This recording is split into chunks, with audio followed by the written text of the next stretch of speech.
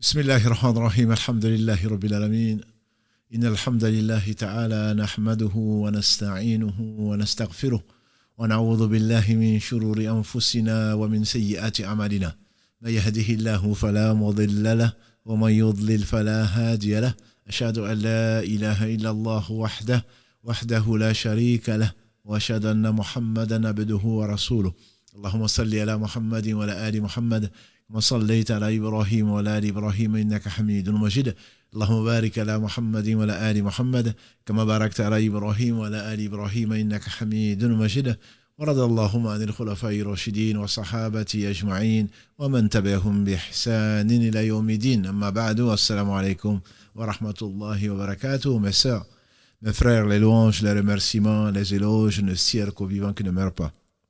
Allah, le premier qui n'a pas de début, le dernier qui n'a pas de fin, le parfait dans son essence, dans ses noms et attributs, et dans tous ses actes qui oscillent d'une part entre sa bienveillance, sa miséricorde, sa bonté, et d'autre part sa justice qui est basée sur son omniscience et sur sa sagesse. Nous le louons, nous revenons vers lui repentant. Nous demandons protection contre les conséquences de nos péchés et les tendances de l'âme. Celui qui Allah guide, nul ne saurait l'égarer. Celui qui est privé de sa guidée, nul ne saurait lui montrer le droit chemin. J'atteste donc qu'il est le seul digne d'adoration. J'atteste de la véracité, de l'exemplarité, de la prophétie de Muhammad ibn Abdillah, qu'Allah bénisse ce prophète, sa famille, ses compagnons, et tous ceux qui les auront suivis dans le droit chemin et qui nous fassent l'honneur d'en faire partie. Ensuite donc, soyez les bienvenus dans ce jardin parmi les jardins du paradis, à savoir les jardins où on mentionne celui qu'on ne doit pas oublier. Celui qui, quand on l'oublie, on s'oublie soi-même. Ne soyons pas comme Allah nous met en garde, وَلَا تَكُونُوا كَالَّذِينَ نَسُوا اللَّهَ فَأَنْسَاهُمْ أَنفُسَهُمْ أُولَئِكَ هُمُ الْفَاسِقُونَ. Qu'Allah nous préserve donc de faire partie de ceux qui sont décrits dans la sourate Al-Hashr 59, verset 19.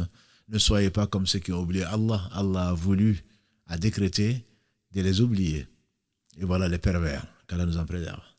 Donc dans ce 8e épisode de notre série sur le sens des épreuves. Et Allah sait que tout est épreuve. Il nous a avertis. Et nous savons également que ces épreuves, simplement, nous oublions souvent. Il a dit Alladhi khalaqa al-mawta wal-hayata liyabluwakum ayyukum ahsanu amala. C'est lui qui a créé la mort et la vie afin de distinguer ceux d'entre vous qui ont les meilleures des œuvres. On a dit les meilleures des œuvres, ce sont celles qui sont faites que pour lui, puisqu'il n'accepte pas tout autre associé. Il n'a pas d'associé, il n'a pas de semblable, il n'a pas d'égal bien entendu, il n'a même pas d'opposé, il n'a pas d'assistant. Et donc c'est le seul péché qu'Allah ne pardonne pas, comme on le sait, qu'Allah nous préserve de toutes les conséquences de nos péchés, dont le fait de lui associer quoi que ce soit volontairement et ou involontairement. D'ailleurs, le prophète alayhi salatu wassalam disait, demandez souvent à Allah, Allahumma inni a'udhu bika an ushrika bika shay'in a'lamu astaghfiruka lima la a'lamu. Ya Allah, je te demande protection contre le fait que je t'associe quoi que ce soit et pardon bien sûr pour ce que j'ai pu faire inconsciemment. Donc Allah subhanahu wa ta'ala nous éloigne donc de ce si grand péché, la plus grande des injustices, comme il le dit dans la bouche de Luqman alayhi salam, dans la sourate qui porte son nom, sourate 31. Et donc face aux épreuves, bien entendu, on doit patienter. Et la patience est une obligation. La patience est une obligation, même si la satisfaction est recommandée. Mais la patience est une obligation. Celui qui ne patiente pas, certainement, comme l'ont fait les meilleurs d'entre nous, que sont les prophètes, alayhi salatu wassalam, ensuite, ceux qui les ont pris comme modèle, celui qui ne patiente pas, certainement, aura une vie malheureuse dans ce bas monde. Il ne sera jamais satisfait. Et il aura une vie, certainement, douloureuse dans l'au-delà qu'Allah nous en préserve. Donc, Allah nous accorde la dose qu'il nous faut de patience et qu'on lui demande de ne pas nous éprouver plus qu'on ne peut supporter. Et lui, il est le tout-sachant, le miséricordieux par essence et par excellence. Donc la patience, comme disent les savants, est de trois types. Elle est de trois types. La patience pour les obligations, pour ce qu'Allah a ordonné. Et tout ce qu'il a ordonné, ce n'est que le bien, ou le bien l'emporte sur le mal. Ce qu'il a ordonné, c'est indispensable surtout. C'est ce qu'il faut comprendre. J'ai lu, il n'y a pas si longtemps, quelques heures, un message d'un frère qu'Allah le reforme et qui s'est mis à fouiller dans le passé de personnes qu'il aime. Il a découvert des choses qui, aujourd'hui, lui posent de grands problèmes. Je ne vais pas rentrer dans le détail. Aujourd'hui, qui lui pose des grands... C'est lui qui souffre aujourd'hui. Pourquoi? Allah nous a dit, voilà, c'est jassasu. Et n'espionnez pas. Et n'espionnez pas. Combien de nos sœurs savent de quoi je parle? Quand on espionne, quand on regarde le téléphone de l'époux ou de l'épouse, parfois on trouve des assassins parmi eux. Parfois on trouve des injustes dans tous les cas. On a été injuste vis-à-vis de nous-mêmes en désobéissant à Allah subhanahu wa ta'ala. Donc ça c'est la deuxième forme de patience qui est indispensable. Le fait de résister grâce à Allah à la désobéissance à Allah subhanahu wa ta'ala. La troisième forme, et non la moindre, c'est ce que nous nous appelons épreuve. C'est face donc aux vicissitudes de la vie, face aux choses qu'on n'aime pas. Et pour cela, il faut avoir un comportement le meilleur. C'est ce qui nous préoccupe aujourd'hui, Inch'Allah, parce que ça arrive à tout un chacun. Qu'on le veuille ou pas, on a déjà traité que ce n'est que par pure miséricorde, même par amour, qu'Allah subhanahu wa ta'ala nous éprouve par ce qu'on n'aime pas, pour justement qu'il soit le seul aimé, parce qu'il est le seul être qui doit être aimé pour lui-même. De cette patience, les savants disent que, notamment l'imam Ahmed, quand il fasse miséricorde, on dit qu'il a cité près de 90 versets qui ont un rapport avec la patience. Soit pour ordonner la patience, soit pour encourager la patience, soit pour annoncer la bonne nouvelle aux gens qui sont patients, dans tous les cas, pour annoncer la récompense infinie, la récompense inconditionnelle des gens qui sont patients. À savoir qu'Allah est avec eux, à savoir qu'Allah les aime. Allah aime les patients. Wallahu yuhibbu as-sabirin. Allah le dit notamment dans la sourate Al-Anfal 8, verset 46. Allah est avec les patients plutôt. Inna Allaha ou Allahu ma'as sabirin. Allah est avec les patients. Dans la sourate Al-Imran, après avoir parlé de ce douloureux événement qu'ont subi les compagnons du prophète sallallahu alayhi wa sallam, il a dit dans le verset 146, donc de la sourate 3 Al-Imran, Inna Allaha yuhibbu as-sabirin. Allah les aime. Il n'y a pas mieux. C'est Allah qui annonce qu'il aime les patients. Ne serait-ce que par ce verset, le fait que par cette information, on doit tout faire pour nous qui prétendons aimer Allah et recherchons l'amour d'Allah. Allah dit qu'il aime. Et Allah aime les patients. Wallahu ma'as sabirin. Allah est avec les patients. Sourate, on a dit 8, verset 46. Allah aime les patients. Inna Allaha yuhibbu as-sabirin. Sourate 3, verset 146. Si ça devait servir certainement de leçon, cela nous amènerait pas à rechercher les épreuves parce qu'on en a toujours, mais à accepter les épreuves. À accepter les épreuves. Quand on pense à la récompense, Allah dit subhanahu wa ta'ala dans la sourate Az-Zumar, sourate 39, il dit dans le verset 10, Inna Allaha innama yuwaffa as-sabiruna ajrahum bighayri hisab. Allah récompense les patients sans compter. Sans compter.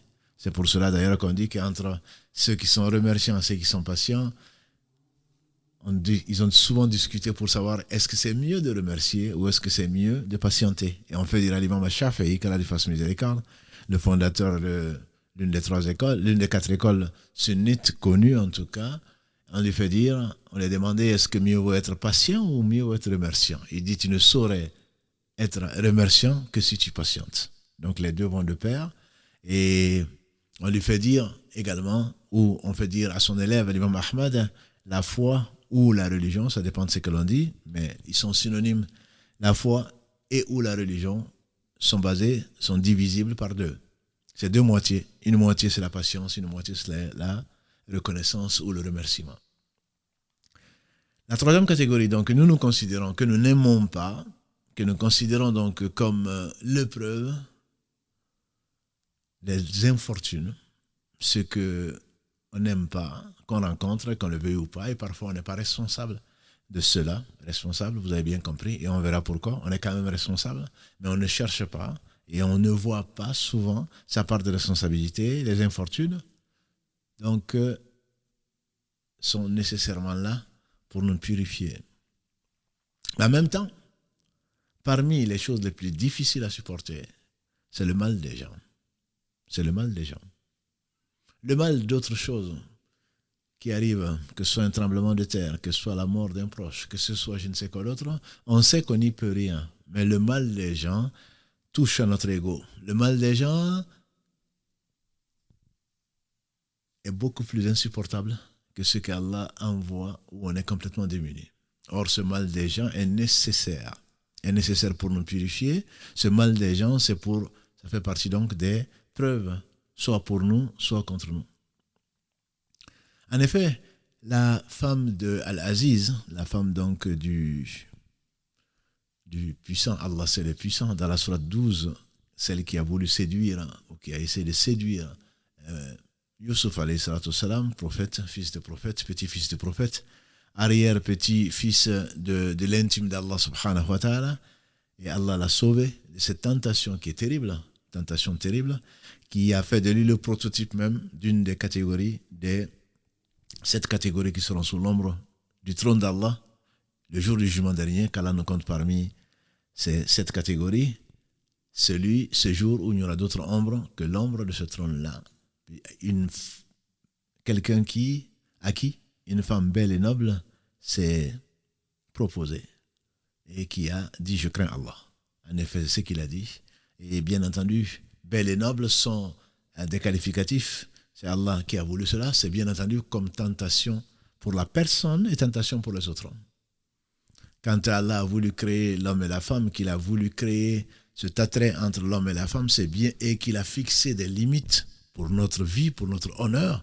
Ça fait partie des 6 choses qu'Allah a rendues sacrées. C'est pourquoi il a fait descendre des lois à tous les peuples au travers des prophètes et des messagers. Bien entendu, il n'a pas dit une femme laide et esclave ou une femme vieille femme, autre chose. Il y a bien entendu qu'Allah fasse miséricorde aux vieilles femmes mortes croyantes, aux vieilles femmes, pour tout ce qu'elles ont donné, elles ont été jeunes, certainement belles. Mais une belle femme est noble, c'est bien parce qu'il y a une tentation. Si il n'y avait pas cette tentation-là, il n'y aurait pas de mérite. Et nous l'avons dit au moins une fois dans cette série, c'est que la récompense est proportionnelle à la difficulté. C'est pour cela qu'un jeune homme qui, dans sa jeunesse, est tenté, mais vraiment tenté, par le monde extérieur, par la gloire, par le sexe, par tout ce qu'on peut imaginer, et qui résiste et qui applique les lois d'Allah subhanahu wa ta'ala, est bien plus méritant que quelqu'un qui est au crépuscule de la vie. C'est pour cela que la deuxième catégorie parmi les 7 cités par le prophète sallam qui seront sous l'ombre, le jour où il n'y aura d'autre ombre que l'ombre donc du trône d'Allah subhanahu wa ta'ala, c'est un enfant qui a été éduqué dans l'islam. Donc ça c'est l'une des catégories. Et on a également dit que quand on est roi, et c'est la première catégorie qu'a cité le prophète sallam, et moi je pense à Omar bin Khattab, quand on est roi, quand on est fort, quand on a l'autorité, on a tendance à être injuste. Et c'est pour cela qu'il a dit al-imam, imamun adil, un imam, un guide, un roi, un possesseur d'une parcelle de responsabilité ou de pouvoir qui est juste. Parce que rien, à part Allah, ne peut nous empêcher de faire ce que l'on veut. Et donc on a tendance à dépasser. Et on a tendance à être injuste. On a tendance à prendre le droit des autres. On a tendance à prendre ce qui n'est pas de notre droit. Voilà. Donc il y a d'autres catégories, bien sûr, on ne va pas rentrer dans le détail. C'est juste pour dire que s'il n'y a pas de tentation, il n'y a pas de mérite. Plus la tentation est forte, plus la patience est récompensée. Plus la patience est récompensée.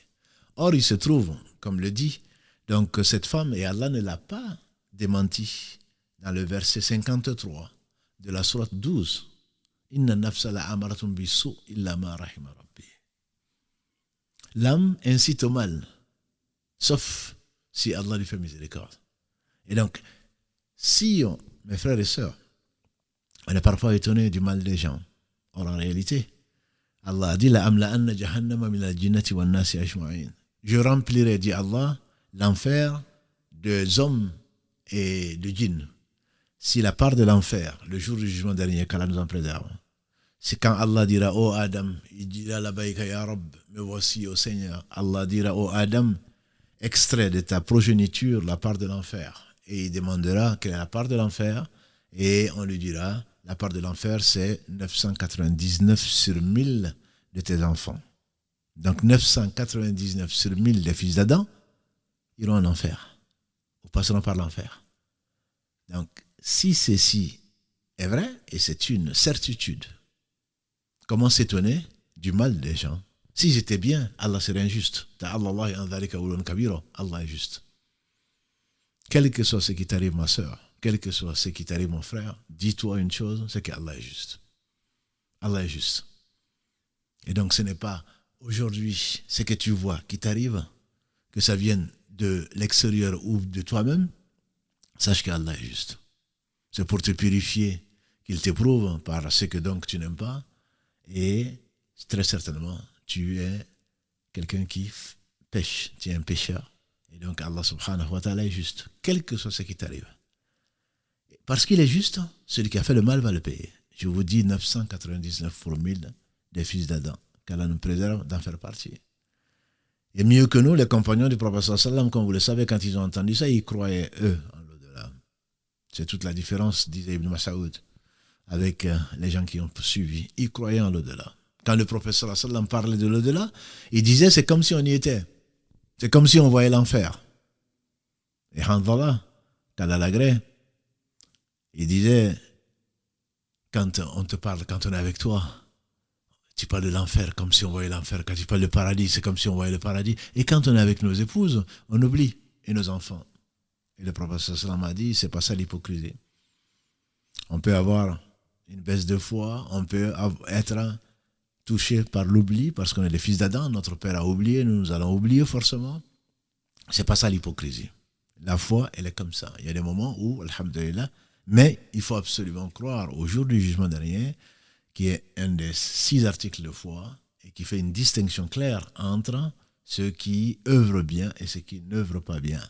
Allah dit dans de nombreux versets, dont le verset 4 ou 5 de la sourate 2, Alladhina يؤمنون بالغيب ويقيمون الصلاة ومما رزقناهم ينفقون والذين يؤمنون بما أنزل إليك وما أنزل من قبلك يا محمد وبالآخرة هم يوقنون. Ceux qui croient à ce qui t'a été révélé, Mohammed, et ceux qui croient à ce qui a été révélé auparavant, à Moïse, à Jésus, à David et à tous les prophètes, et ils ont une certitude de l'au-delà. Je suis convaincu que si on avait cette certitude demandée pour nous, pour notre bien, certainement nos comportements seraient bien meilleurs, nécessairement. Et donc je disais que les compagnons qui y croyaient, quand le prophète sallallahu alayhi wa sallam leur a annoncé ce qu'Allah va annoncer à Adam alayhi salam, il n'y a pas de doute, c'est comme si c'est déjà fait. La part de l'enfer donc c'est 999 sur 1000. Les compagnons du prophète sallallahu alayhi wa sallam, ils ont eu peur. Il l'a senti. Il a dit, j'espère que vous serez le tiers du paradis. Ils ont dit Allahu Akbar. Les voilà satisfaits de leur Seigneur. J'espère que vous serez le tiers du paradis. Ils ont dit Allahu Akbar, satisfaits de leur Seigneur et de sa miséricorde. Ensuite, il a dit, j'espère que vous serez la moitié du paradis. Ils ont dit Allahu Akbar. Les autres, vous serez un, et les Gog et Magog, et Adjouj et Ma'adjouj seront les 999. Souvent, je ne commente pas cette partie parce que, en réalité, Gog et Magog, ils sont tellement nombreux que le reste des gens de l'enfer, peut-être, est négligeable. C'est pour cela qu'il a dit 999, mais il est clair, comme on le sait, que des croyants iront en enfer parce qu'ils ont été injustes. Comme l'a dit le prophète sallallahu alayhi wa sallam, Ataderuna manil muflis. Savez-vous qui est l'insolvable? Ils ont dit l'insolvable parmi nous, c'est celui qui n'a rien. Il n'a ni dirham, ni mata', il n'a rien. Il a dit non, l'insolvable de ma communauté, c'est celui qui viendra avec beaucoup de prières. Donc je me dis, c'est incroyant. Beaucoup de jeûnes, beaucoup de sadaqat, beaucoup de bonnes actions.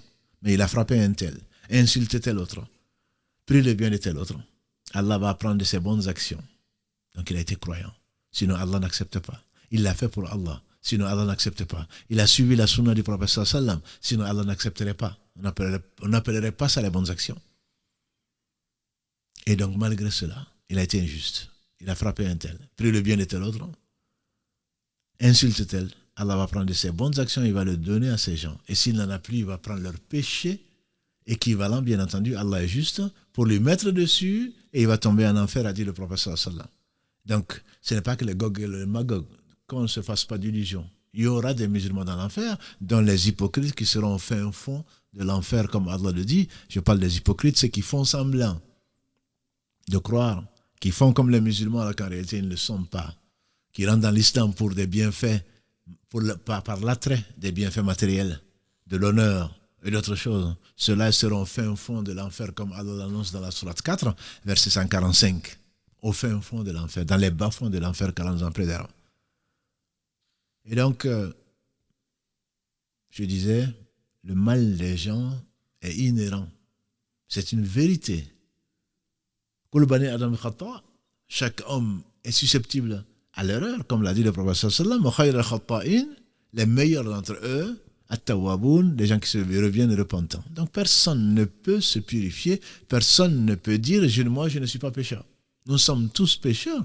D'ailleurs, comme on l'a dit samedi dernier, et qu'on vient de réciter, c'est que disait le prophète sallallahu alayhi wa sallam souvent avant dans son discours, quand il dit on demande protection contre les maux, contre les maux de l'âme et les conséquences de nos péchés. Les conséquences de nos péchés, lui-même demandait, comme vous le savez, plus de 70 fois, dans une version 100 fois, donc pardon à Allah par jour, à cause des erreurs qu'il a pu faire. Et pourtant, Allah lui a pardonné. Et donc, on veut dire le mal des gens est inhérent à la personne humaine. Pas ce qui nous traverse l'esprit seulement. L'âme, comme l'a dit la femme de l'Aziz, l'âme ordonne le mal. Donc, ne sont préservés de cela que celui à qui Allah fait miséricorde. Et parmi les maux que l'on peut rencontrer, c'est l'envie, la jalousie, qui peut amener jusqu'à la sorcellerie, jusqu'aux manigances, jusqu'à l'assassinat, jusqu'à ce qu'Allah se le sait. La médisance en étant, je dirais, presque des conséquences les plus basses. Or, la médisance est si importante que Allah a comparé. Allah a comparé la médisance au fait de manger la chair de son frère mort. Pourquoi? À cause du mal, à cause de la jalousie. Dans nos sociétés, au lieu d'envier celui qui a réussi, au lieu d'envier, essayer d'avoir les mêmes objectifs que lui, demander à Allah de le bénir et de nous donner pareil, la tendance de l'homme et de la femme, c'est d'envier ce que la personne a, donc de vouloir sa disparition, malheureusement. Ça ne t'apporte rien. Alors que si tu avais aimé ce qu'Allah lui a donné, béni, demandé à Allah de bénir ce qu'il lui a donné, tu aurais eu la même récompense que lui. Mais non, l'âme ordonne le mal. Donc le mal des gens, surtout quand les gens ont un peu de pouvoir, un peu de beauté, et c'est pas grand-chose par rapport à ce qu'Allah a donné à Youssouf, qui avait la moitié de la beauté, à ce qu'Allah a donné à Hawa, Ève, ce qu'Allah a donné à Sarah, qui a eu la moitié de la beauté. Néanmoins, les gens sont jaloux. Jaloux et jalouses. Peuple, cette terre. Alors que si Allah a voulu ce qu'il a voulu, c'est par pure sagesse, ce sont des épreuves. Pourquoi jalouser alors quelqu'un? Quand Allah a confié une parcelle de responsabilité, quelqu'un qui est président, qui est même chef d'un groupe, qui est ministre, et voilà les gens de concocter, de médire, de calomnier, c'est-à-dire le mensonge de lui attribuer, de faire tout ce que on n'aimerait pas qu'on nous fasse. Et c'est une avance pour eux, et c'est du bien, comme Allah le dit, notamment dans la sourate 24 An-Nur, à propos de notre mère, Aïcha Kalalagré, Allah l'a honorée dans ce bas monde en faisant d'elle celle que le prophète sallallahu alayhi wa sallam aimait le plus. Et le prophète sallallahu alayhi wa sallam n'aimait certainement pas ce qu'Allah n'aime pas. Elle a été son épouse préférée dans ce bas monde et elle sera une de ses épouses au paradis. N'en déplaise aux ennemis d'Allah et ennemis d'eux-mêmes. Allah dit, ne pensez pas cette calomnie qu'ils ont apportée en lui attribuant ce qu'elle n'a jamais fait, Hachalillah, ne pensez pas que c'est mal pour vous, c'est du bien pour vous. Ne pensez pas que c'est du mal pour vous, c'est du bien pour vous. Et donc le mal que nous subissons et dont nous sommes parfois des auteurs, parce qu'il ne faut pas se purifier. Le mal que nous faisons subir aux autres, c'est un transfert de compte à compte. C'est un transfert de compte à compte. Ne pense pas que le mal que l'on dit de toi, à condition que ce ne soit pas vrai, le mal qu'on dit de toi, ne pense pas que ce soit du mal pour toi. On fait dire à Jésus, quand quelqu'un, alayhi salam, on lui fait dire, quand quelqu'un te parle du mal, de toi, c'est une occasion pour toi de te purifier. On fait dire à Omar ibn Khattab, quand à la grecque, Allah bénisse celui qui voit mon mal et qui vient m'en parler pour que c'est quelqu'un qui t'aime, pour que je me reforme. Pour que je me reforme. Et les anciens, quand on parlait mal d'eux, ils envoyaient des cadeaux à ces personnes-là pour les faire réfléchir. Ils envoyaient des cadeaux parce que ces personnes viennent de leur envoyer en avance, dans leur compte, dans l'au-delà, dans leur livre, ils viennent d'envoyer ce qu'a dit le prophète sallam. On va prendre de leurs biens, des biens qu'ils ont faits, et on va le donner aux gens qui ont été injustement traités, maltraités. Et sinon pas de biens, qui sont morts dans la désobéissance à Allah, qui n'ont pas de biens, Allah subhanahu wa ta'ala qui est juste va prendre donc des péchés des personnes qui ont été injustement critiquées pour les amener, pour les mettre sur eux. Donc pour entrer dans le vif du sujet, j'aimerais rester aujourd'hui sur un verset. Un verset, bien entendu, entouré des autres, puisque le Coran explique le Coran. C'est la Sourate Shura 42, verset 40. Allah dit subhanahu wa ta'ala, وَجَزَاءُ سَيِّئَةٌ مِثْلُهَا فَمَنْ أَفَى وَأَصْلَحَ فَأَجْرُهُ عَلَى اللَّهِ إِنَّ اللَّهَ لَا يُحِبُّ الظَّالِمِينَ. Dans ce verset 40 de la Sourate 42, donc Allah dit, c'est vrai que la récompense d'une mauvaise action, سَيِّئَةٌ mithluha. La récompense d'une injustice, c'est une injustice équivalente. Mais Allah dit quoi? Faman afa, celui qui pardonne. Wa aslaha, et réforme. Fa ajruhu ala Allah, sa récompense donc est auprès d'Allah. Wallah, inna Allah la yuhibbu al-zalimin, et Allah n'aime pas les injustes. L'imam Ibn Taymiyyah, qu'Allah fasse miséricorde, utilise ce verset et le commente beaucoup dans ce qui a été appelé 20 conseils face au mal des gens. On ne va pas en prendre bien sûr 20, on va juste prendre pour nous les plus importants, en tout cas à mon sens, pour qu'on le partage. 20 ce serait beaucoup, mais on prendra moins d'une dizaine et on va le résumer, Inch'Allah, pour qu'Allah nous en fasse profiter, qu'Allah fasse miséricorde à nos savants. À partir d'un verset, ils écrivent des volumes et des volumes. Tel fut le cas plutôt de l'un de ses meilleurs élèves, très réputé, Ibn Qayyim, qu'Allah lui fasse miséricorde. Et donc Allah dit, quand il y a un mal, il y a 3 positions. On le déduit de ce verset. وَجَزَاءُ سَيِّئَةٌ مِثْلُهَا. La récompense, effectivement, d'une mauvaise action, c'est une mauvaise action équivalente. Ça, voilà la justice, l'équité. Mauvaise action, la récompense, c'est une mauvaise action. Mais qu'est-ce que Allah invite à quoi? Faman afa, celui qui pardonne. Wa aslah, et qui réforme. Fa ajruhu ala Allah, sa récompense est auprès d'Allah. Inna Allah la yuhibbu al-zalimin, et Allah n'aime pas les injustes. Donc il y a 3 positions. C'est le fait de rendre le mal pour le mal. Et il n'y a pas de péché. À rendre le mal qu'on t'a fait, il n'y a pas de péché. Si tu rends le mal. Mais qu'est-ce que dit Allah subhanahu wa ta'ala dans le verset 126 de la sourate 16, An-Nahl, sourate 16, verset 126. À la fin de cette sourate, Allah dit وَإِنْ أَعْقَبْتُمْ فَأَعْقِبُوا بِمِثْلِ مَا أُوقِبْتُمْ بِهِ وَلَئِنْ صَبَرْتُمْ لَهُوَ خَيْرٌ لِلصَّابِرِينَ.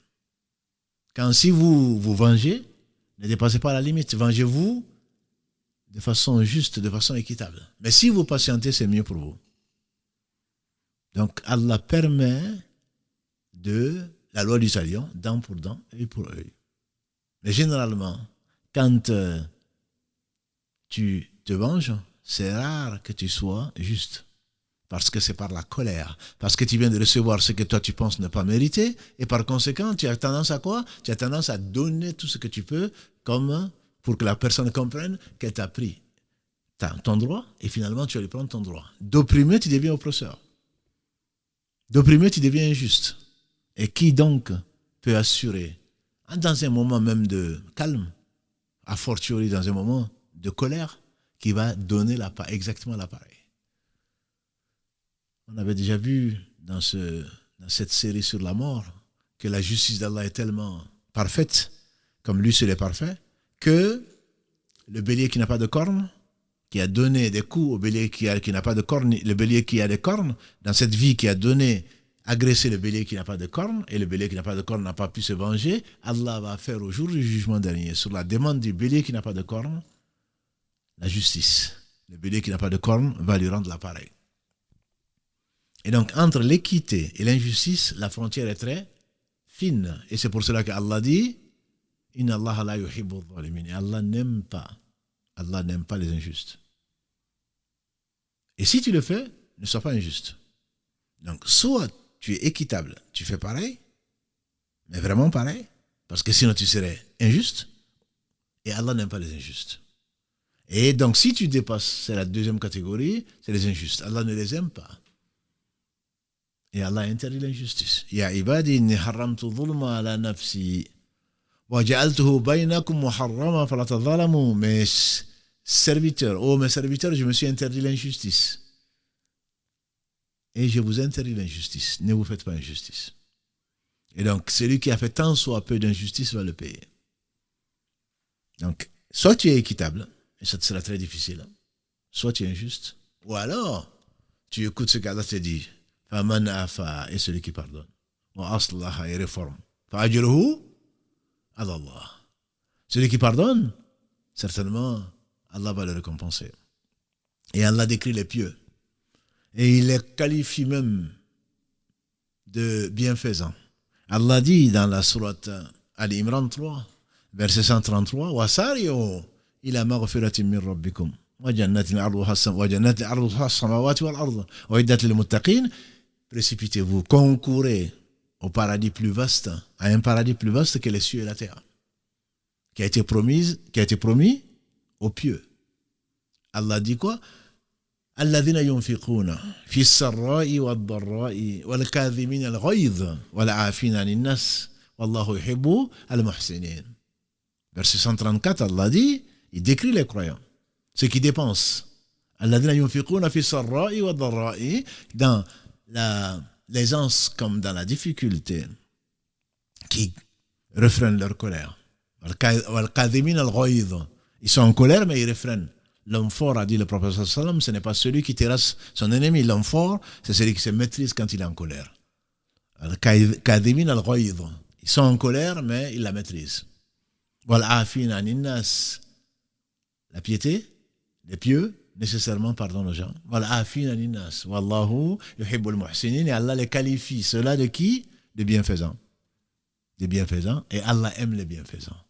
Et rien qu'à cette idée de l'amour d'Allah subhanahu wa ta'ala, et il suffit, l'idée suffit, elle suffit. Rien qu'à cette idée que Allah t'aime, et quand Allah aime, on sait, connaît la conséquence. Allah qui n'a besoin de rien t'aime. Il appelle l'ange Gabriel, ya Jibril, j'aime un tel, aime-le. Jibril descend dans les cieux, voit les anges. Allah ordonne ceci, ils n'ont pas de volonté propre. Ils aiment. Les anges, dans les cieux, aiment ce que Allah aime. Les anges descendent sur la terre et sur la mer, ils insufflent l'amour d'une telle personne aux gens. Je pense à Moussa, alayhi salatu salam. Quand Allah a mis son amour dans la femme de Pharaon, Assia.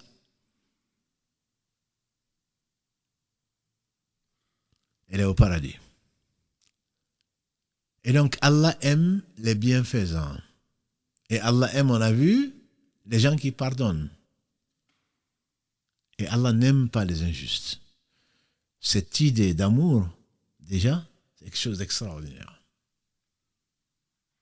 Pardonner, c'est que Allah il aime pardonner. Et tu aimes ce que Allah aime. Effectivement, c'est difficile.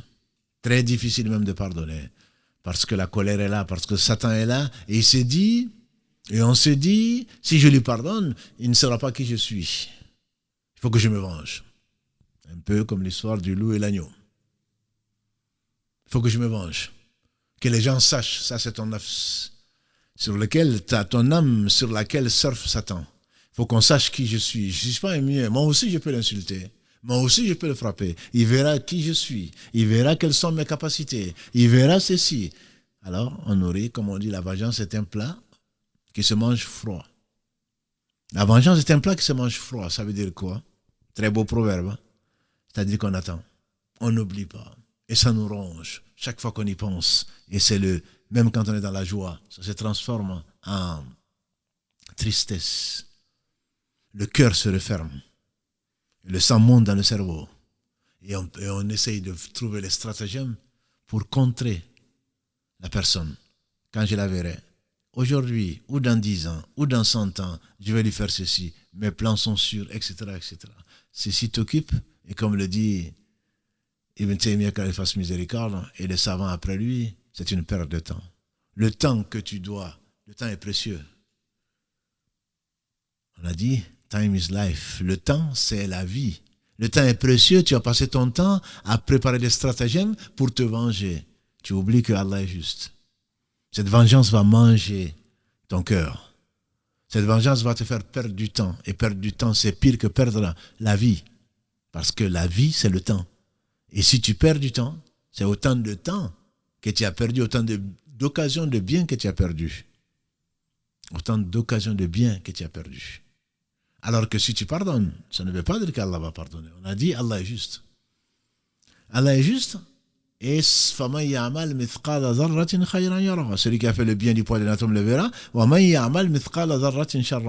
Celui qui a fait le mal du poids d'un atome le verra. Ne t'en fais pas. N'as-tu pas vu que cette femme est en enfer pour avoir séquestré une chatte à qui elle n'a pas donné à manger? Mais elle ne l'a même pas laissé sortir pour aller chercher les bêtes de la terre. Elle a séquestré, la bête est morte. Et le professeur Sallam a dit, à cause de ça, elle a été châtiée en enfer. Donc ne t'en fais pas, c'est pas parce que la personne t'a fait du mal qu'elle ne va pas le payer. Elle va le payer, à moins qu'elle revienne repentante. Qu'elle regrette ce qu'elle a fait, qu'elle demande pardon quand c'est possible. Sinon qu'elle prie au moins et qu'elle fasse du bien pour la personne qui a été injustement traitée. Allah seul sait qu'on est tous des injustes. La vengeance, qu'est-ce qu'elle apporte? Pas grand-chose. Tandis que le pardon, comme l'a dit le prophète sallallahu alayhi wa sallam dans ce qui a été rapporté par l'imam muslim, qu'Allah lui fasse miséricorde, après Abu Huraira, radiallahu ta'ala anhu, le pardon, al-afwi, le pardon n'a fait qu'augmenter le degré des gens chez Allah. Le pardon n'a fait qu'augmenter le degré chez Allah, subhanahu wa ta'ala. Et donc, quand tu pardonnes, si en apparence, extérieurement, tu parais faible aux yeux des gens, ils t'aiment quand même. Ils aiment cette qualité qu'ils n'ont pas ou qu'ils aimeraient avoir en tout cas. Voilà quelqu'un qu'on a insulté, voilà quelqu'un qu'on a agressé, il n'a même pas répondu. Et ça fait plus de mal à l'agresseur que le fait de lui donner l'appareil parce que ça lui donne une bonne conscience. Ça lui donne une bonne conscience. Mais je l'ai frappé, il m'a frappé. Je l'ai insulté, il m'a insulté. Donc je n'ai plus de mauvaise conscience. Alors que je l'ai frappé, il n'a pas répondu. Si la personne agressive t'agresse, c'est bien parce qu'elle veut te provoquer. Elle veut t'amener à la faute. Et si tu évites cette faute-là, toute la faute ou toutes les fautes lui retombent dessus. Alors que chez Allah, comme l'a dit le prophète sallallahu alayhi wa sallam, il ne parlait pas de lui-même, là, le pardon élève. Le pardon élève un degré chez Allah subhanahu wa ta'ala. Si tu le savais, certainement tu pardonnerais.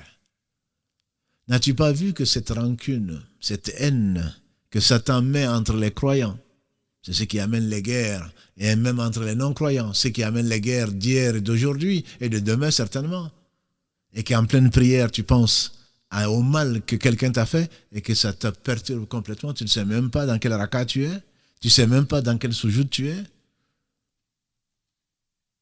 alors c'est Satan qui a gagné. Et comme j'ai dit, ce n'est pas parce que tu as pardonné qu'Allah va te pardonner. Et on sait dans l'histoire de Aïcha, qu'Allah l'agrée, celui qui a calomnié Aïcha, celui qui a répandu cette hypothèse qui était complètement fausse, était quelqu'un qui était entretenu par son père Abu Bakr Siddiq, radiallahu ta'ala. Donc parfois, bien sûr qu'on est déçu. Par qui? Par des gens qui sont très proches. Mais c'est moi qui... Non, c'est pas possible. Si, c'est possible. Parce que tu l'as surestimé. C'est pour cela que quand tu vois Allah faire ce qu'il fait, tu ne peux que le remercier. On ne connaît pas les gens. On pense les connaître, on ne les connaît pas. Aussi, on ne connaît que très peu. Mais on s'étonne soi-même, ma sœur. On est nous-mêmes étonnés, parfois, de nos réactions. Et ça veut dire que tu ne te connais pas. Comment tu veux que quelqu'un d'autre te connaisse? On est souvent déçu par des proches. Et Abu Bakr, quand il a entendu ça, que c'est cet homme, que je ne veux pas citer, qui a accusé sa fille d'adultère, il a dit plus jamais, je vais lui couper les vivres, comme on aurait tendance à le faire. C'est naturel. Je te donne à manger et tu ne trouves pas mieux que de calomnier ma fille. Et Allah a révélé ce qu'il a révélé de la sourate 24. Et que les gens qui ont quelques faveurs d'Allah, pardonnent aux gens qui ont fait du tort. Est-ce que vous n'aimerez pas être pardonné? Est-ce que vous n'aimerez pas être pardonné? Quand ce verset a été révélé, Abu Bakr dit, je pardonne. Parce qu'eux, ils connaissaient le Coran. Ils savaient pourquoi il avait été révélé. Ils écoutent, Sami'ana wa ata'ana, nous avons écouté, nous avons obéi. Ils savaient que le Coran s'adressait à eux. Qui es-tu, fils d'Adam, pour que Allah s'adresse à toi? Mais n'y arrive certainement que les gens qui ont un cœur. Pour savoir que le Seigneur des mondes, celui qui a créé les cieux et la terre en 6 jours, sans besoin d'élever dans son essence, le parfait, te parle. Et c'est pour cela que ceux d'entre nous qui ont un cœur, quand ils ouvrent le Coran, tu les verras tout de suite en train de changer. Allah n'aime pas ça, je ne l'aime pas. Allah aime ça, je vais m'efforcer de le faire. Et Allah aime les gens qui font du bien. La vengeance n'apporte que du mal. Mais Allah, c'est lui qui se venge. Inna batasha rabbika la shadid. Allah dit dans la sourate 85, Al-Hudud, la saisie de ton Seigneur est simplement terrible. Elle est terrible. Allah dit donc, faman afa wa aslah fa ajruhu ala Allah. Ta récompense est chez Allah. Allah dit celui qui pardonne et qui réforme, sa récompense est chez Allah. Or, la récompense est proportionnelle au donateur. Le don est proportionnel au donateur. Si c'est Allah, qu'est-ce que tu peux attendre d'Allah? Si ce n'est le meilleur. Il possède tout. Nous sommes tous indigents et Allah est le seul riche. Nous l'avons dit mardi dernier. Allah est le seul riche. Nous sommes tous pauvres. Nous avons besoin absolument d'Allah tout le temps. Tout a besoin d'Allah. On ne peut pas se passer d'Allah le temps d'un clin d'œil. Si c'est Allah qui te promet une récompense, c'est à Allah qu'incombe sa récompense. Donc tu peux être assuré que la récompense, elle va être pleine. Elle va être le maximum. Le prophète sallam nous a enseigné dans un hadith qui a été rapporté par Al-Bayhaqi et d'autres. Au jour du jugement dernier, Allah dira, ou on dira, sur l'ordre d'Allah, où sont les gens dont la récompense incombe à Allah? C'est-à-dire les gens qui ont pardonné. Où sont-ils? Ils se lèveront et ils entreront au paradis. Qu'Allah nous compte parmi ceux-là. Où sont les gens devant les khala'iq, devant toutes les créatures? Allah va honorer ces gens dont la récompense est... Allah lui a promis. Allah a promis à ces gens-là, qu'Allah nous compte parmi ceux-là, une récompense. Où sont-ils? Bien qu'ils sachent, pour les honorer, ils s'élèveront. Ils s'élèveront et alors ils rentreront au paradis. La récompense d'Allah, bien entendu, c'est le paradis. C'est qu'aucun œil n'a vu, aucun n'aura entendu parler, même dont l'imagination n'est passée dans l'esprit de personne. Celui qui a le degré le plus bas du paradis, c'est comme ce bas monde 10 fois, sans rentrer dans d'autres versions. Ce bas monde 10 fois. La récompense d'Allah subhanahu wa ta'ala, sa promesse est vraie. Son châtiment peut ne pas se réaliser. Sa menace peut ne pas se réaliser, mais sa récompense sa promesse est vraie. Où sont-ils, ces gens? Ils vont se lever et Allah va les honorer. Et Allah dit, Allah n'aime pas les injustes. Il aime les bienfaisants. Et donc ces bienfaisants seront récompensés. Sans compter que si tu le fais et que ceci t'arrive dans la voie d'Allah, ceci t'arrive dans la voie d'Allah, ma sœur, parce qu'elle se comporte bien. Ah oui, mais elle était comme ça. Aujourd'hui, elle se prend pour qui? Elle fait la belle, elle porte son gilbab, elle porte son ceci, et ce frère maintenant, voilà, il a laissé la barbe, il a fait ceci, il a fait cela. Toi, tu les appelles au bien, ils t'appellent au mal. Mais rappelle-toi le verset 111 de la sourate 9. Inna Allah ashtara min al-mu'minina anfusahum wa amwalahum bi anna lahumul jannah. Allah a acheté aux croyants leurs biens et leur personne en récompense du paradis.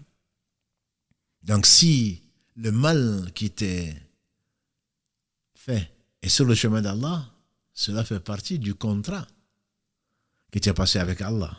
Et Allah satisfait certainement va remplir les termes du contrat, le paradis, si tu lui as accordé tes biens qui lui appartiennent et ta personne qui lui appartient. Si c'est fait parce qu'on t'a calomnié, on t'a fait du mal, injustement traité de tout ce qu'on peut imaginer, entre intégristes et radicalisés et le reste. Si c'est fait, alors qu'effectivement tu as le meilleur comportement vis-à-vis d'Allah et de ses créatures, que tu n'as ni tué, ni menti, ni fait une injustice à qui que ce soit, alors ta récompense est d'autant plus grande. C'est qu'Allah veut montrer au monde, prendre des témoins, que s'il te met au paradis, c'est en toute équité, en toute justice. En toute équité et en toute justice. On peut continuer comme ça, mais avant tout, et c'est ce qui m'importe ici, ce n'est pas juger les gens. L'imam Ibn Taymiyyah, quand il fasse miséricorde, il dit, quand un mal te touche, la première chose à laquelle tu dois penser, c'est que c'est le destin. C'est le destin, c'est Allah par lequel tout arrive, sans qui rien ne se réalise. C'est Allah qui a voulu et dicté à la plume 50 000 ans avant qu'il n'ait créé les cieux et la terre que ceci allait arriver. C'est Allah qui a utilisé, nous sommes tous des instruments aux mains d'Allah pour réaliser ce qu'il a jugé. Et c'est lui le juge sage, et c'est le sage par essence, par excellence. C'est lui qui a jugé que ceci t'est destiné. Comment alors tu vas refuser? Ça doit être le premier réflexe. Si ceci t'est arrivé, c'est Allah qui l'a voulu. Si Allah l'a voulu, c'est que c'est du bien. Oui, c'est que c'est du bien. Je reviens dans la calomnie de notre mère Aïcha. Et tu n'es pas mieux que Aïcha. Allah dit, ne pensez pas que c'est du mal pour vous, c'est du bien pour vous. Et Allah ne fait pas le mal. Allah crée le mal, Allah crée le bien, mais Allah ne fait pas le mal. C'est notre conviction sur le dogme de Muhammad sallallahu alayhi wa sallam. Allah ne fait pas le mal. Al-sharru ghayru ilayk. Le mal ne vient pas de toi, dit Allah, dit le prophète sallallahu alayhi wa sallam. Mais c'est Allah qui l'a créé. Wallahu khaliqu kulli shay. C'est Allah qui a tout créé. Et Ibrahim alayhi salatu salam, qu'est-ce qu'il dit? Il dit aux polythéistes, Wallahu khalaqakum wa ma ta'malun. C'est Allah qui vous a créé ainsi que ce que vous faites. Surat 37, Safat, verset 96. Wallahu khalaqakum wa ma ta'malun. C'est Allah qui vous a créé ainsi que ce que vous faites. Donc le réflexe quand on t'insulte, quand on t'agresse, si tu veux que ton cœur s'apaise, et ala bi dhikrillahi tatma'in al-qulub, n'est-ce pas que c'est par le rappel d'Allah que les cœurs s'apaisent. Si une chose arrive, rappelle-toi Allah. Le rappel d'Allah apaise les cœurs. Surat 13, verset 28. Ala bi dhikrillahi tatma'in al-qulub. Ne le cherche pas, ne prends pas de calmant.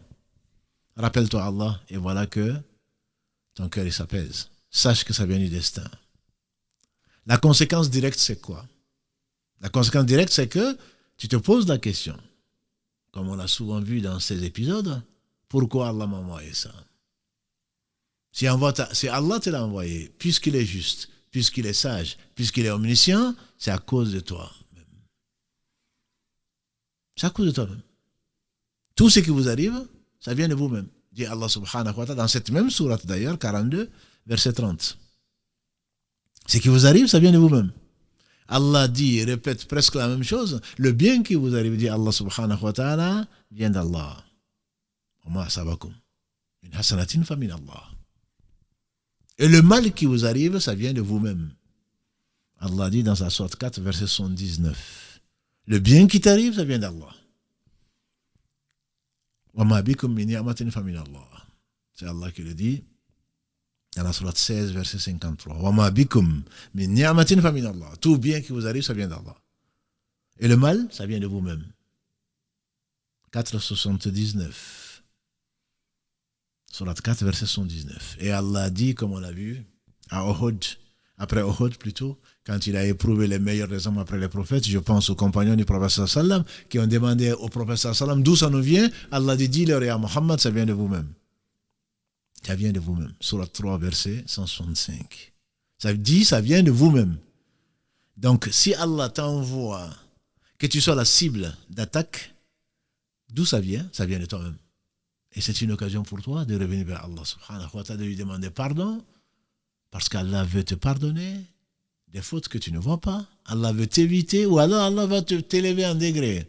Comme l'a dit le prophète sallam, il n'y a pas de maladie, il n'y a pas de fatigue, il n'y a pas un mal qui touche le croyant depuis la piqûre d'une épine jusqu'au souci, sans que Allah ne lui enlève des péchés ou ne l'élève en degré. Et où ne l'élève en degré. Et donc, pose-toi la question, pourquoi Allah m'envoie ceci? Et si ça t'amène, effectivement, à demander pardon, et c'est le minimum. Le meilleur des hommes, le plus parfait des hommes, si la perfection était de ce bas monde, le plus parfait des hommes, c'est Mohammed sallallahu alayhi wa sallam. Ce sont les prophètes, alayhim sallam. Et pourtant, ils demandaient pardon souvent à Allah subhanahu wa ta'ala, plus de 70 fois par jour, comme on a vu dans la version d'Imam al-Bukhari, 100 fois par jour dans la version d'Imam Muslim. Et les deux ne sont pas contradictoires, parce que 100 c'est plus de 70 fois. Et les compagnons avaient une excellente mémoire, et ils ne mentaient pas. Même les non-musulmans ne mentaient pas à cette époque. Que dire alors des compagnons du prophète sallam, les meilleurs des croyants après les prophètes alayhim sallam. Le minimum, c'est de demander pardon à Allah. Peut-être qu'Allah veut que tu te rappelles un péché ou des péchés que tu as fait et que tu reviennes vers lui. On a vu l'exemple d'un péché et guérison de l'imam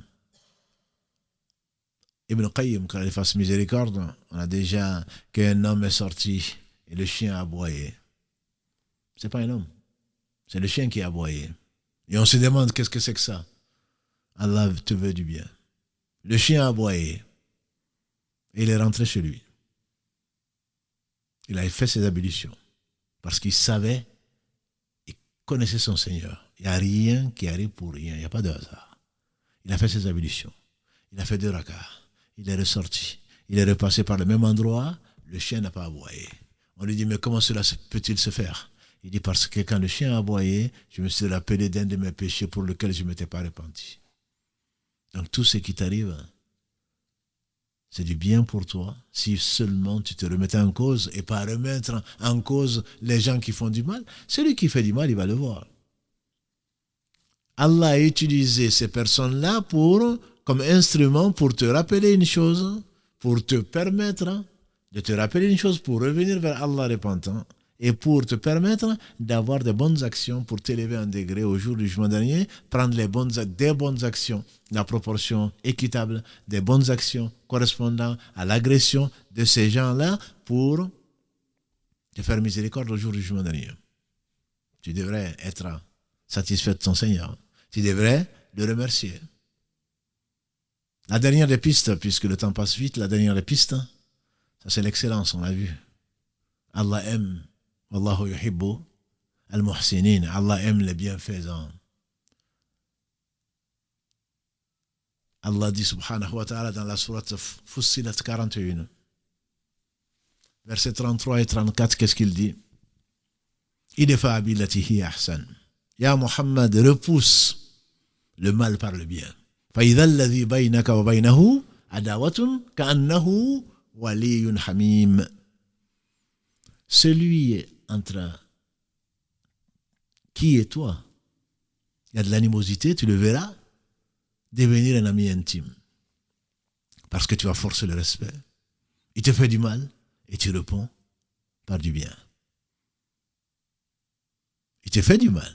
Au lieu de répondre par le mal, ce que tu peux faire, qu'est-ce que tu vas faire? Tu vas patienter, tu vas lui pardonner. Non, plus que ça. Tu vas lui faire du bien. Et Allah rajoute, وَمَا يُلَقَاهَا إِلَّا الَّذِينَ صَبَرُوا. N'y arrive à ce point que les gens qui ont patienté. Les patients. وَمَا يُلَقَاهَا إِلَّا ذُو حَظٍّ عَظِيمٍ. Et n'y arrive que les gens qui ont une forte détermination. Tels étaient les prophètes alayhim salam.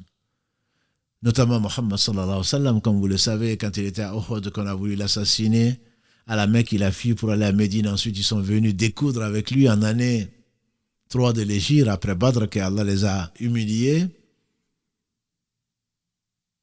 et qu'ils ont voulu l'assassiner, qu'ils ont pensé même l'avoir tué, et que ses compagnons lui demandent, Ya Rasulallah, maudis ces gens-là. Comment un peuple, il s'essuyait le sang de sa face. Sa fille Fatima, Kalalagré, une des 4 femmes, meilleures femmes qu'elle a été rapportée, la reine des femmes du paradis, Kalalagré, était là sur le champ de bataille à Uhud, en train de soigner son père, en train de brûler une partie de la natte pour essayer d'arrêter l'hémorragie. Et le prophète sallam s'essuyait du sang, le sang du prophète sallam qui coulait. Il dit, comment un peuple qui fait couler le sang de l'envoyé d'Allah sallam peut-il réussir? Comment un peuple qui fait couler le sang du meilleur des hommes, surtout le sang de celui qui est le plus aimé d'Allah, surtout le sang de celui qu'Allah a envoyé pour nous orienter vers ce qu'il aime, sans lequel nous sommes tous perdus, comment est-ce qu'on peut faire couler son sang? Et Allah a laissé couler ce sang-là, par sagesse. Par sagesse. Et Allah subhanahu wa ta'ala, quand les compagnons du prophète sallam lui ont demandé, et on peut le comprendre, Ya Rasulallah, maudis-les, demande à Allah de les maudire. Qu'est-ce qu'il dit? C'est que certains d'entre vous connaissent certainement. Allahumma aghfir qawmi fa innahum la ya'lamun. Oh Allah, pardonne à mon peuple parce qu'ils ne savent pas. Et Ibn Qayyim, l'élève de Ibn Taymiyyah, disait, ce qu'on a vu assez récemment, dans ça il y a 4 niveaux d'excellence. Wallahu yuhibbul muhsinin. Allah aime les bienfaisants. Il y a 4 niveaux de bienfaisance. Au-dessus des croyants, il y a les bienfaisants.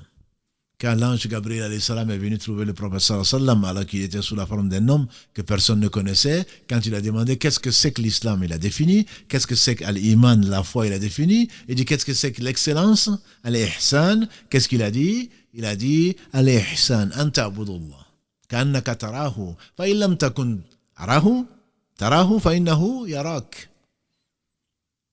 L'excellence, c'est que tu adores Allah comme si tu le voyais. C'est-à-dire que tu trouves de la joie à te soumettre à celui qui t'a créé, qui t'a permis de l'adorer. Mais si tu ne le vois pas, et tu le verras dans l'au-delà, au paradis, Inch'Allah, si tu meurs croyant, sache que lui te voit. Donc abstiens-toi d'être injuste. Ibn Qayyim disait donc il y a 4 niveaux d'excellence dans cette invocation. On te demande de maudire un peuple et il priait pour eux. Oh mon Dieu, pardonne à mon peuple. Parce qu'ils ne savent pas. On a dit donc, oh mon Dieu, pardonne à mon peuple. Ça c'est un niveau d'excellence. Il a subi de l'injustice, il demande à Allah, pas de le venger, de pardonner à son peuple.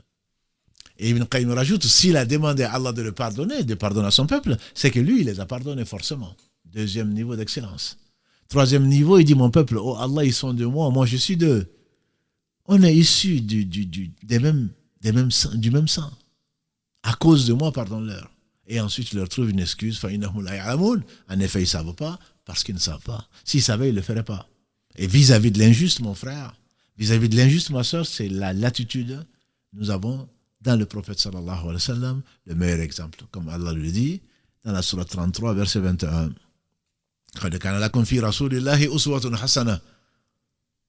Vous avez dans le prophète sallallahu alayhi wa sallam, le prophète d'Allah, le meilleur exemple. Pour celui qui croit en Allah et au jour du jugement dernier se rappelle Allah souvent. Notre mère Aïcha, elle dit jamais le prophète sallallahu alayhi wa sallam n'a ne s'est vengé pour lui-même. Jamais il n'a levé la main sur une femme. Écoutez-moi, mes frères. Jamais le prophète Sam n'a levé la main sur une femme, ni sur un esclave. Chaque fois qu'il a levé la main, c'est dans la guerre, pour la cause d'Allah subhanahu wa ta'ala. Et jamais le prophète Sam ne s'est vengé pour lui-même. Jamais. Quand il vengeait, entre guillemets, quand il agissait, c'était pour la cause d'Allah, jamais pour lui-même. Vous vous rappelez peut-être, je pense que c'était après Hunayn, après la prise ou l'ouverture de la Mecque, quand Allah leur a donné ce qu'il leur a donné, comme butin qu'il a partagé, qu'il a donné aux nouveaux convertis, et qu'un homme est venu le prendre par le col et le tirer en disant « Je jure par Allah que le partage que tu viens de faire n'a pas été fait », justement, bien sûr, n'a pas été fait pour la face d'Allah, pour plaire à Allah. Il est devenu tout rouge, parce que c'était un homme. Mais comme Allah subhanahu wa ta'ala a converti, entre guillemets, son shaitan, comme il a dit lui-même, il ne m'ordonne que du bien. Il était un homme. Et il a dit qu'Allah fasse miséricorde à Moïse, Moussa alayhi salatu salam. Il a entendu des fils d'Israël de son temps pire que ça. Jamais il ne s'est vengé. Il aurait, Omar ibn Khattab serait à côté, on sait ce qu'il aurait dit. Permets-moi de lui trancher la gorge. Et combien de fois le prophète sallam a refusé cette offre, cette invitation qui lui avait été faite par l'un des meilleurs hommes qui est Omar ibn Khattab Khaladagré. Et il n'a pas besoin, bien sûr, de la vengeance. Combien de fois il a été attaqué, alayhi salatu salam. Son honneur a été attaqué. Physiquement, il a été attaqué. Son honneur a été bafoué. Combien de fois quand il a appelé Allah, on se rappelle comment est-ce que la sourate 111 a été révélée, Tabbat yada abi lahabin wa tab. Je vous renvoie à la vidéo courte qu'on a faite pendant ce ramadan sur l'explication de cette sourate. Tabbat yada abi lahabin wa tab. Et ce n'est pas le seul. Inna a'tainaka al-kawthar. Son oncle qui veut l'humilier devant tout le monde. C'est pour cela que nous a appelés pour n'adorer qu'un seul Dieu, alors qu'il était monté sur Safa, en train de les appeler au bien, que tes mains périssent. C'est Allah qui a répondu à sa place. C'est Allah qui a répondu. On a dit que parce que ses enfants, ses fils mouraient à bas âge, eh bien c'est voilà quelqu'un de ridicule, il n'aura plus de traces. Parce que chez les Arabes, comme d'avant, comme d'aujourd'hui, chez beaucoup de gens, celui qui ne laisse pas de fils, son nom va disparaître. Alors que la fille n'est pas moindre que le fils, et le fils n'est pas meilleur que la fille. Inna akramakum indallahi atqakum, le meilleur d'entre vous chez Allah, le plus honoreux chez Allah, le plus pieux. C'est Allah qui a répondu à sa place. Un jour meilleur qu'aujourd'hui, il était assis, alayhi salatu salam, et il y avait des gens qui invectivaient, agressaient verbalement Abu Bakr, celui qu'il a aimé le plus parmi les hommes. Et voilà que Abu Bakr ne parlait pas. Il est au paradis. Omar est au paradis. Othman est au paradis. Ali est au paradis. Talha est au paradis. Zubayr est au paradis. Abdurrahman ibn Auf est au paradis. Saad ibn Abi Waqqas est au paradis. Zayd est au paradis. Car elle les agrée tous. Ils ne sont pas les seuls, mais ils sont au paradis. Abu Bakr était assis, il n'a rien dit. Et voilà qu'il a commencé à répondre. Le prophète sallam s'est levé. Il s'est levé en partant. Et Abu Bakr, comme je l'imagine, en train de ramasser ses habits pour aller rapidement le trouver, il dit à Rasulallah, messager d'Allah, tu es parti, mais c'est eux qui ont commencé. C'est eux qui ont commencé. C'est eux qui ont agressé, tu étais présent. Et au moment où j'ai parlé, tu es parti. Il dit oui, en effet. En effet, tant qu'ils étaient en train de t'agresser, Allah a envoyé des anges qui répondaient à ta place. Toi, tu ne parlais pas, mais ne pense pas que celui qui t'agresse, Allah ne le voit pas, ou ne va pas le punir, ou ne va pas lui répondre. Tant que tu ne parlais pas, Allah a mis des anges pour te défendre. Mais quand tu as commencé à parler, Shaitan est rentré. Shaitan est rentré. Alors moi, je ne reste pas à un endroit où il y a Shaitan. C'est pour cela qu'il est parti, sallallahu alayhi wa sallam. Sans compter que la vengeance que tu vas faire, je dis, tu peux être injuste. Sans compter que la vengeance que tu vas faire va amener peut-être une escalade. Combien on voit dans les quartiers, combien on voit, je ne vais pas citer de ville. Et aujourd'hui, est-ce qu'il y a une ville qui n'a pas ses quartiers entre des clans qui défendent leur territoire. Un tue un autre, l'autre tue de l'autre clan, etc. Et ça devient une guerre entre les tribus et entre les gens qui n'y sont pour rien. La vengeance n'est pas la méthode. C'est facile à dire. Je vous en conçois. Mais c'est vraiment ça la solution. La solution, c'est de laisser la vengeance à Allah le juste. Allah est juste. Il a interdit l'injustice. Qu'Allah nous donne la force de comprendre et ensuite de mettre en œuvre. Allahumma arina al-haqqa haqqan warzuqna ittiba'a. Oh Allah, montre-nous la vérité telle qu'elle est et permets-nous de l'appliquer, de la suivre. Wa arina al-batila batilan warzuqna ijtinaba.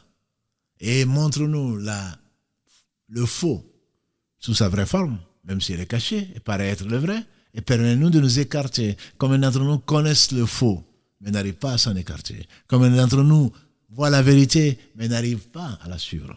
C'est grâce à Allah, tout bien vient d'Allah, wa la hawla wa la quwwata illa billah.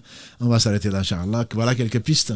Il se peut que, comme l'a dit le prophète sallallahu alayhi wa sallam, celui qui l'entend, celui à qui on raconte, il se peut qu'il profite plus que celui qui l'a entendu. Et dans mon cas, il se peut qu'Allah vous fasse profiter, même si c'est par moi, que Allah a voulu vous le faire entendre, qu'Allah subhanahu wa ta'ala nous compte parmi ceux qui entendent. Alladhina yastami'una al-qawla fayattabi'una ahsana. Ceux qui, d'une parole qu'ils entendent, ou des paroles qu'ils entendent, ils choisissent le meilleur. Qu'Allah bénisse celui qui ne s'est jamais vengé pour lui-même.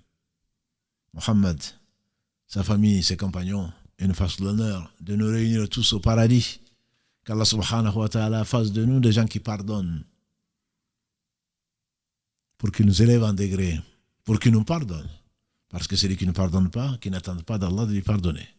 Même si Allah est le très grand pardonneur. Subhanaka Allahumma bihamdika. Ashhadu an la ilaha illa anta. Astaghfiruka wa atubu ilayk. Il se peut que pendant quelque temps, je sois absent, en tout cas, de ce plateau. Mais Inch'Allah, on continuera, grâce à Allah subhanahu wa ta'ala, à communiquer. C'est quelque chose de prévu. Allah l'a décrété. Mais alhamdulillah, ce n'est que pour du bien. Priez pour nous et on priera pour vous, Inch'Allah. Subhanaka Allahumma hamdika ashhadu an la ilaha illa anta astaghfiruka wa atubu ilayk. Subhana rabbika rabbil izzati amma yasifun wa salamun ala al-mursalin walhamdulillahi rabbil alamin wa assalamu alaykum wa rahmatullahi wa barakatuh.